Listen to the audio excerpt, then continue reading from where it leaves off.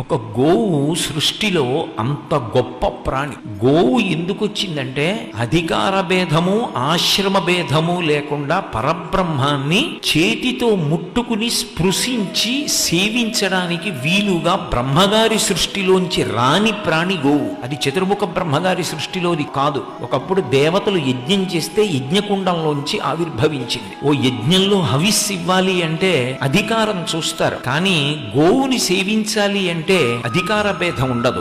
ఎవరైనా గోవుని సేవించవచ్చు. మీరు గోవుకి తీసుకెళ్లి ఒక అరటిపండు పెడితే ఆ అరటిపండు గోవు తిన్నప్పుడు సాక్షాత్ కామాక్షి పరదేవత ఆ అరటిపండు తిన్నట్టే. అన్నిటికీ ప్రత్యామ్నాయంగా వచ్చింది గోపూజ.